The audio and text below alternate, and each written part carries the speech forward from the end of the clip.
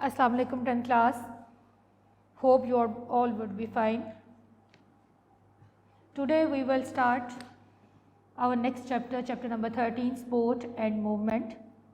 हमारा आज जो चैप्टर स्टार्ट हो रहा है वो स्पोर्ट एंड मूवमेंट के हवाले से है। हमने पीछे जो चैप्टर डिस्कस किया है उसमें हमने पहले गैसियस एक्सचेंज डिस्कस कर लिया, फिर हमने होम्योस्टेसिस डिस्कस कर ली, कैसे बॉडी के जो साल्ट्स हैं बैलेंस होते हैं, फिर हमने कोऑर्डिनेशन एंड कंट्रोल पढ़ लिया कि जिस्म का राब्ता कैसे होता है। अब हम डिस्कस कर रहे हैं हमारी बॉडी मूव कैसे करती है, क्या क्या चीज़ें इसको सपोर्ट कर रही होती हैं। मेजर कॉन्सेप्ट्स में देखें, हम इसके आज अपने इस चैप्टर के बारे में थोड़ा सा दे लें, रिव्यू ले लें। इसमें हमें पता चलेगा इंट्रोडक्शन में हमें कि हम क्या इसके अंदर पढ़ने जा रहे हैं। तो सबसे पहले ह्यूमन स्केलेटन के बारे में पढ़ेंगे, जॉइंट्स की टाइप्स पढ़ेंगे, मसल एंड मूवमेंट्स के बारे में पढ़ेंगे और फिर इसके डिसऑर्डर्स पढ़ेंगे। हमें इस चैप्टर में जो चीज़ें बताई गई हैं उसमें अगर हम इस चैप्टर का थीम देखें तो उसमें हमें पता चलता है कि जितनी ज़्यादा ऑर्गेनिजम्स जो हैं जिनकी बॉडी जितना ज़्यादा साइज़ बढ़ता चला जाएगा उनकी बॉडी को एक मैस पे रखने के लिए यानी कि एक इकाई पे रखने की ज़रूरत होती है। और इसमें जो यानी कि ये जो हमारे ऑर्गेनिजम्स के बारे में ये जो ज़मीन पर पाए जाने वाले ऑर्गेनिजम्स हैं उनकी एक बहुत बड़ी हकीकत है कि जिसामत अगर बड़ी है तो उसको एक इकाई पे रखना है। हम जो इसके चैप्टर के अंदर जो डिस्कस करेंगे, अगर हमारी बॉडी है, हम माशाल्लाह जैसे हम एक बेबी होता है, उसके बाद फिर वो चाइल्ड, फिर उसके बाद वो टीनेजर आता है, फिर वो एडल्ट हो जाता है, तो बॉडी साथ साथ ग्रो करती चली जाती है। और जब बॉडी ग्रो करती चली जाती है तो उसके सारे जो अज़ा हैं, उसके बॉडी पार्ट्स हैं, बॉडी मैस हैं, वो एक यूनिट पे कायम रहते हैं। उसको कौन रखता है? तो वो हमारे पास हमारा स्केलेटन होता है जो कि इस पूरे बॉडी के स्ट्रक्चर को हमारे बरकरार रखता है। हम अगर इसमें बात करें तो हमें टू टर्म्स हमें पता चलती हैं मूवमेंट के हवाले से। तो मूवमेंट होती क्या है? हरकत होती है। कौन सी हरकत होती है? और मूवमेंट के साथ फिर लोकोमोशन का वर्ड यूज़ होता है। अब मूवमेंट और लोकोमोशन में डिफरेंस है। मूवमेंट क्या होगी? मैं यहाँ पे खड़ी हूँ, मेरी मूवमेंट क्या है? मैं थोड़ा सा ऐसे हो रही हूँ, थोड़ा सा ऐसे हो रही हूँ, या मेरे हाथ मूव कर रहे हैं। लेकिन लोकोमोशन क्या है? बॉडी का एक जगह से दूसरी जगह मूव करना। जैसे अब यहाँ से मैं आपको समझाने के लिए यहाँ तक आई तो मेरी बॉडी ने यहाँ से यहाँ तक लोकोमोशन की है। ठीक है, मूवमेंट सिर्फ बॉडी पार्ट्स का मूव करना और लोकोमोशन बॉडी का एक जगह से दूसरी जगह चले जाना। तो मूवमेंट एक जनरल टर्म है। इसका मतलब है ऑफ चेंजिंग प्लेस और पोजीशन बाय इंटायर बॉडी और बाय इट्स पार्ट। यानी कि मूवमेंट एक ऐसी जनरल टर्म है जिसमें बॉडी की और बॉडी के बॉडी पार्ट्स की जो होती है वो सिर्फ पोजीशन जो होती है वो चेंज होती है, जैसे मेरे हाथ या मूवमेंट कर रहे हैं। इसी तरह लोकोमोशन जो होती है वो ऐसी मूवमेंट है एनिमल्स की जहाँ पे वो एक जगह से दूसरी जगह जाते हैं। इस चैप्टर में जो हम पढ़े हैं तो हमने बाकी पीछे वाले चैप्टर्स में भी जनरल टर्म के बाद हमने ह्यूमन को डिस्कस किया। तो यहाँ पे भी हम ह्यूमन को डिस्कस कर रहे हैं कि जो स्केलेटन होता है जो पूरी बॉडी के मैस को एक यूनिट पर रखता है, वो स्केलेटन असल में क्या है। तो स्केलेटन जो होता है वो टू टाइप्स का होता है। एक एक्सोस्केलेटन होता है, एक्सो, और एक होता है एंडो। एक्सो से मीन यानी कि नाम से जाहिर है वो बॉडीज़ जिनका स्केलेटन बाहर की तरफ होता है, और एंडोस्केलेटन वो एनिमल्स जिनका स्केलेटन अंदर की तरफ होता है। एक्सोस्केलेटन में देखें आपको बॉक्स में नजर आएगा, the skeletal system of the some invertebrates arthropod is on the outside of the body, यानी कि the skeletal system which is outside of the body is called exoskeleton। ये इनमें आर्थ्रोपोड्स जैसे जो हशरात हैं, कीड़े मकोड़े, ये सारे इसकी एग्जांपल्स हैं। और जो एंडोस्केलेटन है वो ह्यूमन बींग्स इसकी एग्जांपल हैं। हमारा स्केलेटन जिस्म के अंदर मौजूद है। स्केलेटन की डेफिनेशन क्या होगी?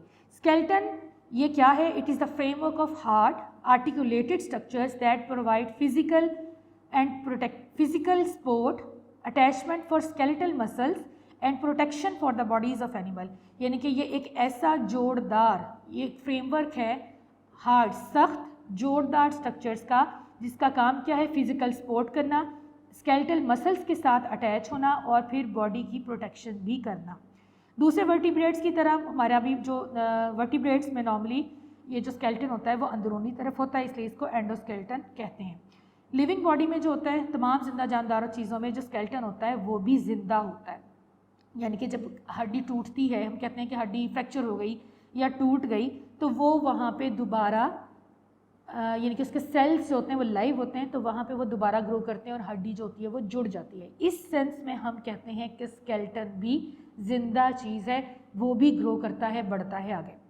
बोन और कार्टिलेज जो होते हैं ये लिविंग सेल्स के अंदर होते हैं। Bones and cartilage are made up of living cells, ये भी लिविंग सेल्स से मिलकर बने होते हैं। अभी हमने स्केलेटन के पार्ट डिस्कस करने हैं कि स्केलेटन तो आगे, स्केलेटन के अंदर चीज़ें क्या क्या मौजूद हैं, हम किसको स्केलेटन कह रहे हैं। तो बोन्स हैं इसके अंदर और कार्टिलेज हैं इसके अंदर, जिसके पास नर्व्स भी होती हैं और ब्लड वेसल्स भी होती हैं। अब ये हम आगे डिस्कस करेंगे कि कार्टिलेज की क्या कार्टिलेज है क्या, इसकी टाइप्स क्या हैं, और बोन्स क्या है, इसकी किस तरह का इसका स्ट्रक्चर है, इसमें सेल्स कैसे होते हैं, ये बातें हम आगे डिस्कस करेंगे।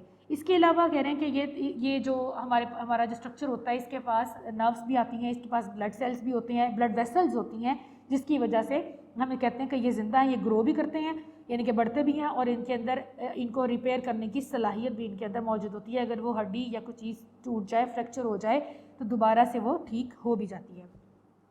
फिर हमने इसके अंदर डिस्कस करना है कि रोल ऑफ स्केलेटल सिस्टम क्या है, कि स्केलेटल सिस्टम का किरदार क्या है, फंक्शन क्या है इसके। सबसे पहली बात कि प्रोटेक्शन करता है, सपोर्ट देता है हमें, और मूवमेंट में काम करता है, यानी कि हमें मूव भी करवाता है।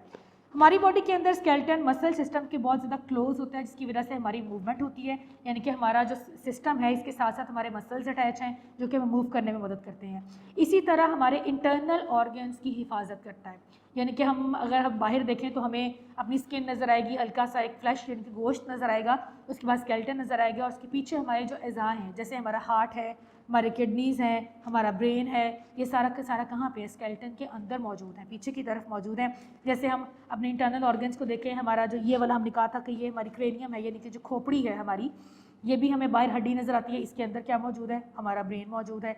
इसी तरह हमारी वर्टेबल कॉलम है, हमारी रीढ़ की हड्डी है, इसके अंदर हमने पढ़ा था वर्टिब्रीज हैं, वो क्या थे, स्पाइनल कॉर्ड और रिब, ये इसकी हिफाजत करती है। फिर हमारी रिब्स आ जाती हैं जो फ्रंट पे हमारी, जिसे हम पसलियाँ कहते हैं, ये हमारे इंटरनल ऑर्गन्स की हिफाजत करती है, जिसमें हमारे पास हमारा हार्ट भी पड़ा है, लीवर भी पड़ा है, स्टमक भी पड़ा है, ये सारी चीज़ें इसके पीछे पड़ी हैं।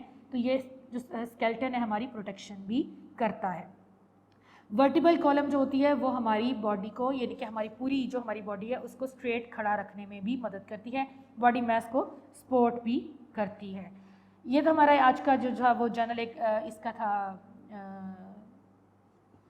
एक आज हमने जो इसके बारे में पढ़ा है वो एक जनरल थीम था, इसके हवाले से कल हम इंशाल्लाह इसको देखेंगे, बोन एंड कार्टिलेज, और इसके बारे में डिटेल डिस्कस करेंगे। इसको आप अपनी जो डेफिनेशंस के हवाले से इसमें अच्छी तरीके से देख लीजिएगा। मूवमेंट और लोकोमोशन में डिफरेंस भी आ सकता है, एक्सोस्केलेटन एंडोस्केलेटन में भी आ सकता है, फिर रोल ऑफ स्केलेटल सिस्टम भी इसमें पूछा जाता है। तो ये जो डेफिनेशंस हैं इनको अच्छे तरीके से याद करें और लिख लें। Thank you.